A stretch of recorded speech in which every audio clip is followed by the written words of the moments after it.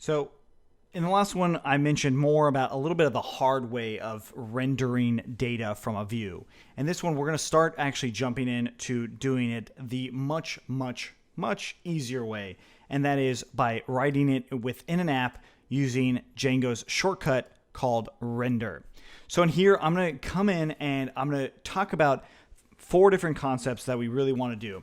And that is called CRUD. So CRUD is this concept of create, update, retrieve, and delete.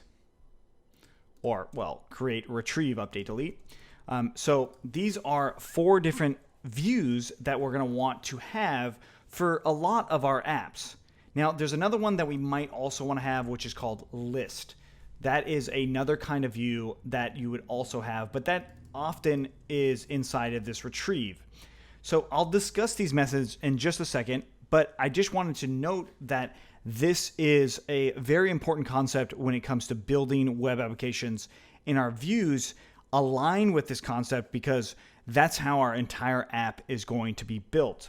So inside of models.py, I'm actually going to jump into our GitHub repositories. So I'm going to go to joincfe.com/GitHub.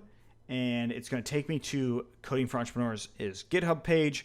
We're going to go in the repositories, and we're going to go into Django Models Unleashed. Not Django Views, that's the one we're working on, and of course that is a reference in there for you. But Django Models Unleashed, I'm going to click on this. I'm going to go into SRC. I'm going to click on Blog. I'm going to click on Models. I'm going to go to Raw, and I'm going to copy this entire thing, and I'm going to paste it inside of my models for my blog. Copy the whole thing, paste it in. The only thing I'm going to get rid of is these validators. So I'm going to comment that out and then remove them where they exist, which is just down here, I believe. If any errors happen, we will definitely check those out in just a second. I'm not touching models. We talk about that in the models section itself for Django Models Unleashed. So I'm going to go ahead and save the models. And then in my settings file for Django Views, I'm going to go into settings and I'm going to add in my blog. So I'll do blog, and that's that. So I've created this app, and I'm going to do Python manage.py, make migrations, and then Python manage.py, migrate, and then I'll run the server. One other thing that I want to add is I want to add this model into the admin. So I'll do from.models, import, post. And we'll do admin.site.register, post. Now, why is it that we just copied some model and put it in here? Now, the reason for this is because in order for us to illustrate the concept of CRUD or CRUDL, then we have to have some data in our database to actually make that happen. Therefore, we introduced models and a way, or at least models in a way that allows us to work with some data.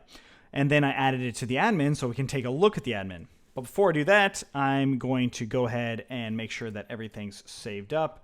And this is called the post model, not post. Let's try that again. Save that. There we go. And I'll make a super user here. So Python manage.py, create, and super user. And I'll just say CFE. Don't need to put an address in or an email address in, that is.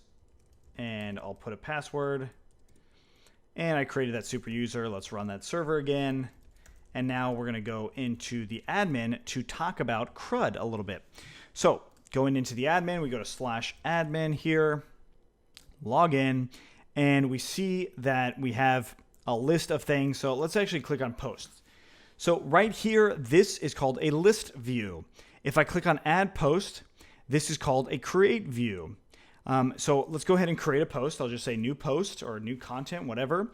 And I'm going to make some data, and then I'll just hit save and continue. Or actually more specifically save. I'll do it again. So we're going into post, let's just call it Tesla, whatever. And then I hit save. Doesn't really matter. So list view, this is a list view because we have listed out items. This is an add view because this is where we add those items. A update view is if I click on this, this is a retrieve and update view in one. So it retrieves the data and I can update the data too. Sometimes those things are together, sometimes they're not.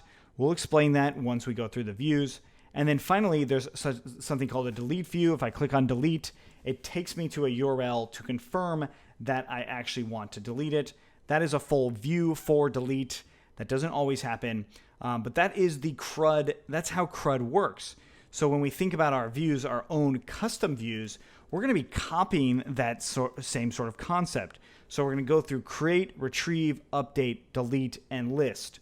Now the easiest one by far is list.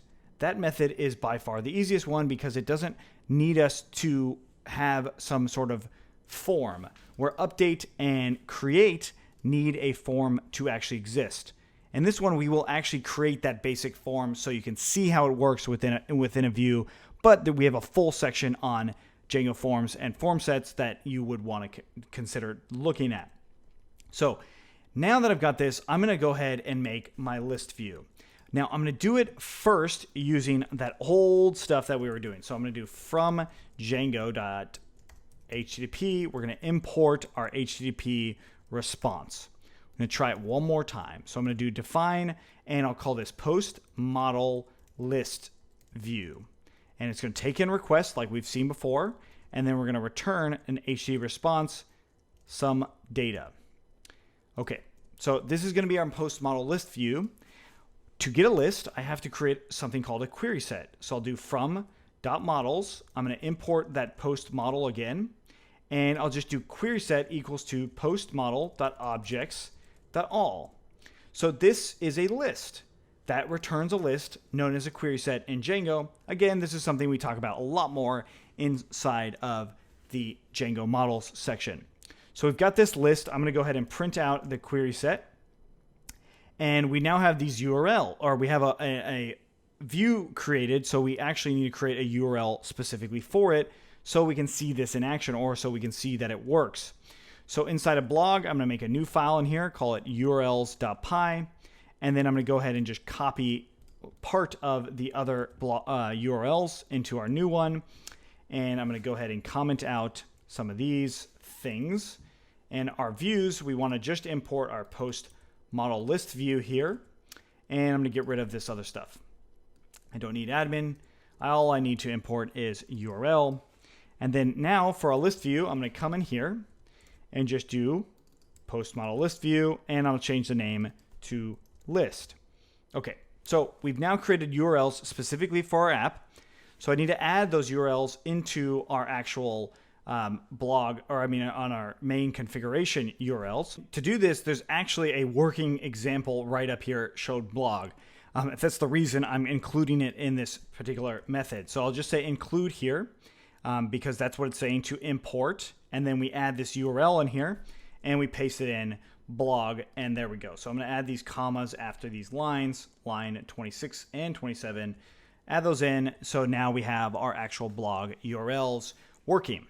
Now, I'll explain what this does in just a second, but you can also import the blog view itself. So if I did blog.views import, that we called it post, what do we even call it? So let's look at the view and just copy the name of it, and we can actually import it in here too, where we could do URL R, and we'd say like $posts, $, and then that post model view list. We could do something like that as well.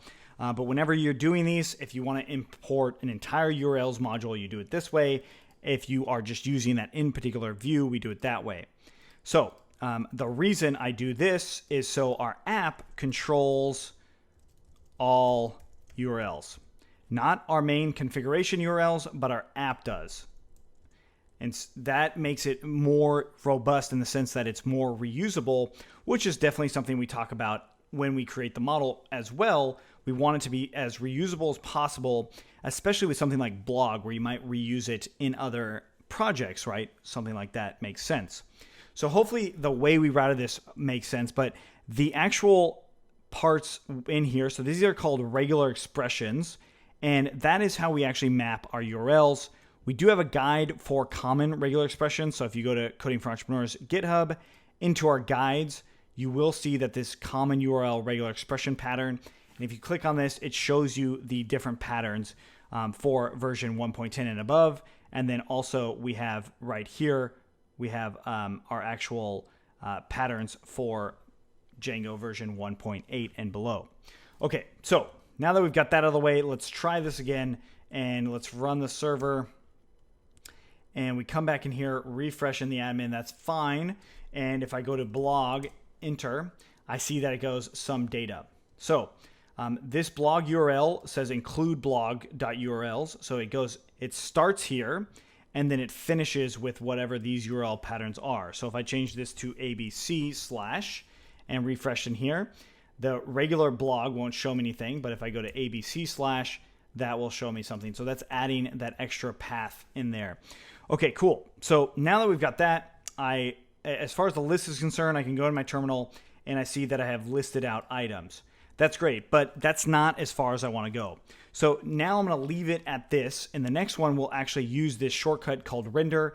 But in order for us to do that, we have to introduce a couple concepts that we want to leave for its own video.